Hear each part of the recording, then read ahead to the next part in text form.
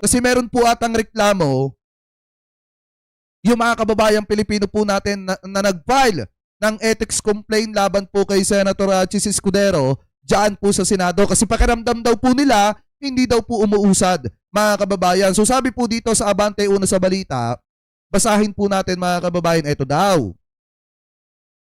Sabi po dito, mahigit 75 na araw na umano ang nakalipas mula ng maghain ng ethics complaint ang isang abogado laban kay Senator Chis Escudero sa Senado. Ngunit hanggang ngayon ay wala pa ring inilalabas na aksyon o tugon hinggil dito. Sa panayam sa programang Walang Atrasa ng DWAR, Abante Radio, kay Attorney Marben Aceron, sinabi niya nga bagamat karaniwan ay may paglabag kapag hindi agad inaksyonan ng isang ethics complaint maging sa korte o barangay, tila iba umano ang sitwasyon sa Senado. Dahil wala umanong malinaw na patakaran sa ganitong usapin mga kababayan. So ibig sabihin, sinasabi dito nung abogado na nag-file ng ethics complaint, laban po dito kay Chis Escudero na hindi daw po ginagalaw. Ano po yung ethics complaint na ipinail nila laban po dito kay Chis Escudero. Kasi nga naman marami po sa mga kababayang Pilipino natin ang gusto po talaga na mapapanagot din. Ito pong si Chis Escudero. Hinahanap nga nila mga kababayan sa mga listahan ng dapat managot sa maanumalyang flood control at mga insertion kickback. Ito pong si Chis Escudero. Bakit wala daw po? So ngayon pati ba naman dito sa ipinail na ethics complaint kaya Chis Escudero wala pa rin siya mga kababayan?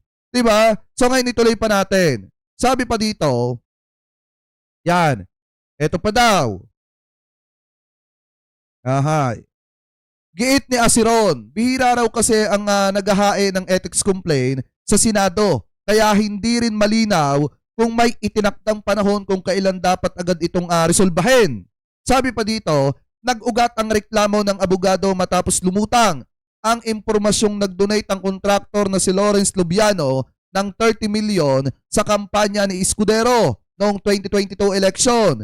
Isang donasyong inamin na mismo ni Lubiano at ng senador mga kababayan. Sabi pa dito, dagdag pa niya, napag-alaman na ang kumpanyang Centerways Construction na pag-aari ni Lubiano ay may malaking kontrata sa pamahalaan.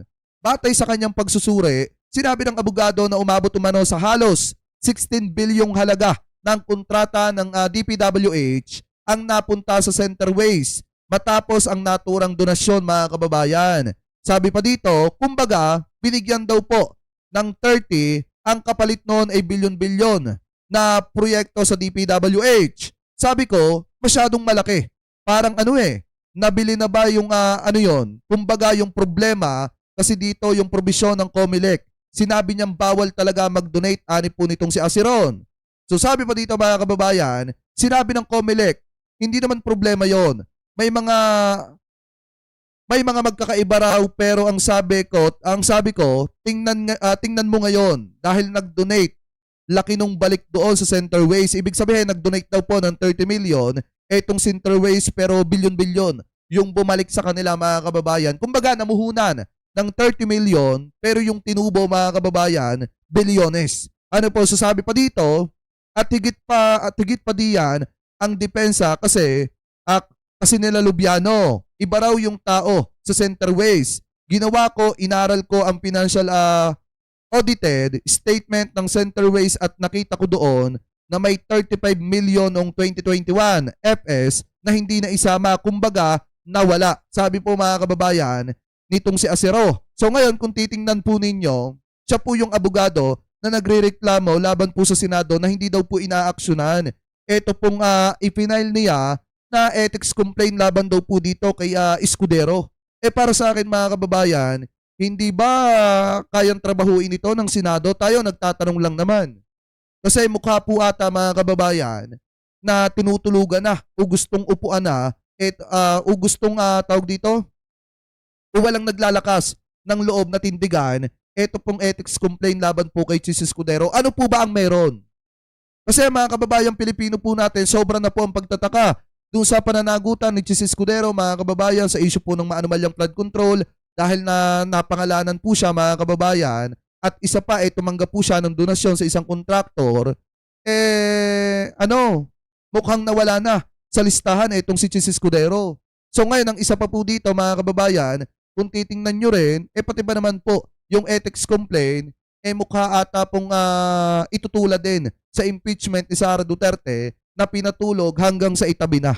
Ano po mga kababayan? So kayo, dapat ba na-aksyonan ng Senado ito po mga kababayang ethics complaint laban po dito kay Chis Escudero? So comment below na lamang po kung ano po masasabi nyo hingil po dyan. At ngayon, ituloy po natin itong usapin po natin na ito dito pa sa isang balita na nakita po natin na kung saan yung assets daw mga kababayan o ari-arian ng isang suspected na Chinese drug lord na si Willie Ong pinatawan daw po mga kababayan ng freeze order ng Court of Appeals. So ibig sabihin naka-freeze po yung asset nitong pinaghihinalaan na ito na drug lord. So ito i-play po natin.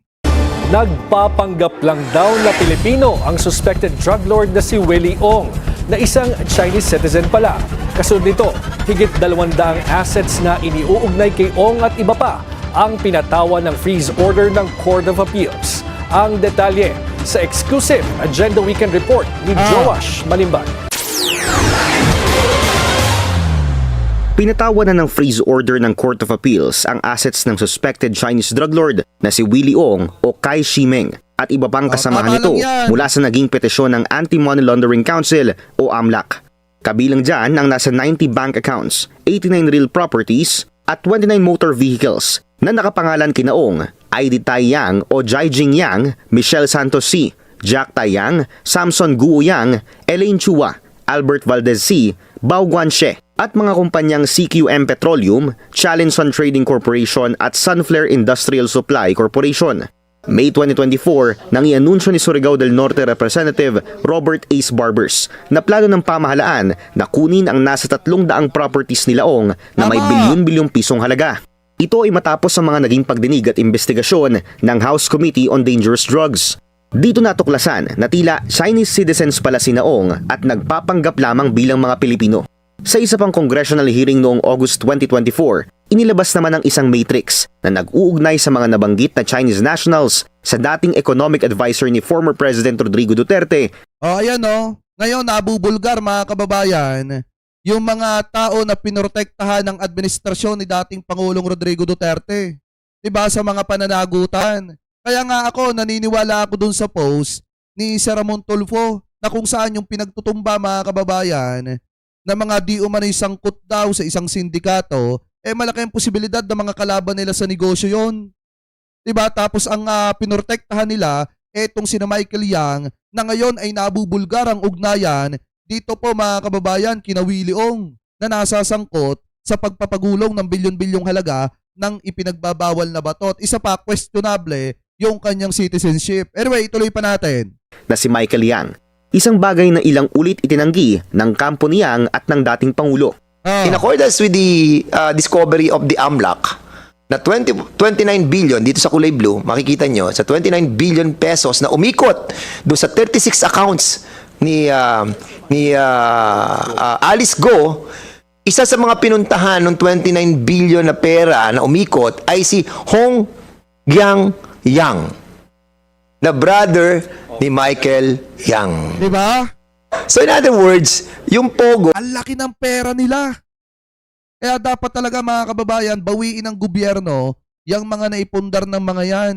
Lalo na suspected na Chinese drug lord, ito pong si Willie Ong. Anyway, tuloy pa natin. at yung drugs, ay makikita natin may interrelation.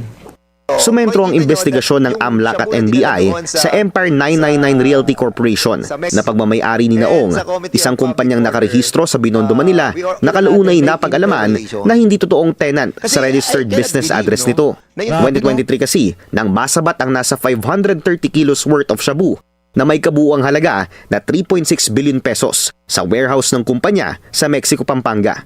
Sa panahong ito, wala na ring business permit ang Empire 999 sa naturang lugar. Ayon sa investigasyon ng AMLAC, nagkaroon ng at least 147 unusually large bank transactions ang Empire 999 mula October 2015 hanggang October 2023. Aabot ang kabuuang halaga nito sa mahigit 1.7 billion pesos.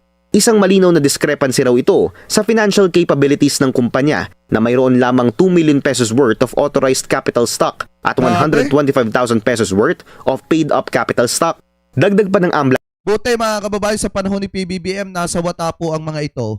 Dahil kung hindi po nasa wata yung mga yan, mga kababayan, magpapatuloy yan sa mga maruruming negosyo po nila. Sa totoo lang mga kababayan, alam niyo kung hindi po ito na nabuking, kung hindi po ito na nabulgar mga kababayan sa investigasyon ng Quadcom noong nakaraang taon, magdidire-diretso pa ang operasyon ng mga ito. Buti na nga lang, talagang walang sinisino ang gobyerno ni PBBM. At talagang mapapansin po ninyo, makikita ninyo na talagang yung mga pinaburan, yung mga ipinagtanggol at tinulungan pa ng administrasyon ni Digong at binigyan pa ng kapangyarihan sa gobyerno, ngayon ay napapatunayan mga kababayan na talagang salot lang dito po sa ating bansa at puro pagpapayaman lang at pagninegosyo ng illegal yung ginagawa dito po sa ating bansa. Anyway, tuloy pa natin. tila nadaragdagan na hanggang 10 million pesos ang working capital ng kumpanya taon-taon mula 2015 hanggang 2022. Kahit na mula 2018 hanggang 2022, aabot lang sa halos 858,000 pesos ang recorded net income nito sa buong 5 taon. Natuklasan din daw sa financial investigations na mula 2015 hanggang 2022, aabot sa 281.9 million pesos ang in-cash at check deposits na natanggap ng Empire 999. Isang bagay na hindi iniulat ng kumpanya sa kanilang mga naging audited financial statements o AFS. Hindi rin daw iniulat ng Empire 999 sa kanilang AFS ang kanilang acquisition ng 30 real properties na makikita sa Bulacan, Pampanga, Cabanatuan City, Parañaque City, kabilang na ang warehouse kung saan nasabat ang bilyong pisong halaga ng shabu noong 2023. Ayon sa AMLAC, tila front lamang ang Empire 999 at iba pang kumpanya na konektado kina Ong para i-facilitate ang proceeds ng mga illegal na droga. Kaugnay nito, highly possible din daw na sa perang ito galing ang bank accounts, real properties at motor vehicles na naitala ng AMLAC.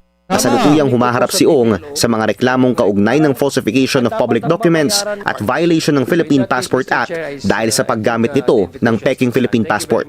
Huli siyang na-monitor na umalis ng bansa noong October 2023 gamit ang isang Chinese passport. Para sa Agenda Weekend, Joash Malimban, Billionaire News Channel. Tama lang yan mga kababayan, na bawiin ng gobyerno yung mga ari-arian ng mga yan. Kasi galing naman mga kababayan sa masama At dito sila gumawa ng masama sa ating bansa. So ang dapat gawin talaga dyan, bawiin ng gobyerno para mapakinabangan ng taong bayan. Ano po, kasi taong bayan din po ang naging biktima dyan po sa maruming negosyo po ng mga yan mga kababayan. At para hindi na rin po pamarisan ng iba pa. So kung makikita nyo mga kababayan, yan pong si Willie Ong na suspected na nagpapagulong ng bilyon-bilyong halaga ng ipinagbabawal na bato connected kay Michael Yang. So ibig sabihin, baka isa rin po yan di umano sa nagbibigay ng pera kay Vice President Sara Duterte. Kasi kung totoo man yung sinasabi ni Madriaga na tumanggap si Vice President ng pera galing po sa Pogo at galing po sa ipinagbabawal na bato. So baka isa rin yan sa financier mga kababayan ni Vice President dun sa naging pagtakbo po niya noong 2022.